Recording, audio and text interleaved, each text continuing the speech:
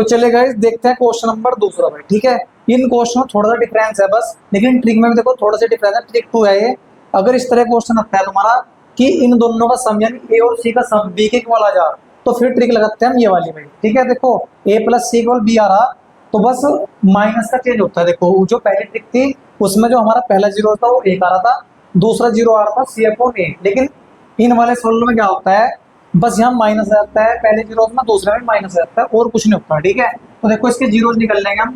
देखो पहले इन दोनों का सम देखो, ए और सी का। ए कितना 19, सी कितना 23। इन दोनों को अगर ऐड करेंगे तो बी आओगे 42। तो इसका एक जीरो हो गया तुम्हारा माइनस के बाद, दूसरा जीरो होगा माइनस के सी अपॉन ए। तो सी क्या है 23, तो माइनस के 23 अपॉन ये क्या है 19 भाई, ये क्या है 19। तो ये इसका आंसर आ गया, यानी इसके जीरो आ गए। अब इस क्वेश्चन को देखते हैं, इन दोनों का सम देखो 5 और 4 9, बी के बराबर आ रहा बिल्कुल। तो इसका एक तो माइनस 1 हो गया जीरो, दूसरा हो जाएगा माइनस के सी अपॉन यानी 4/5। उसके बाद इस वाले क्वेश्चन को देखो भाई थर्ड को, इनका भी ऐड करके देखो 78 11 78। ठीक है, तो एक तो हो गया माइनस का एक जीरो जिसका, दूसरा हो गया माइनस के सी अपॉन ए, यानी सी कितना है 37 अपॉन में एक है 41। तो ये इसका करेक्ट आंसर आ गया। ठीक है, उसके बाद लास्ट वाला क्वेश्चन देखते हैं 4।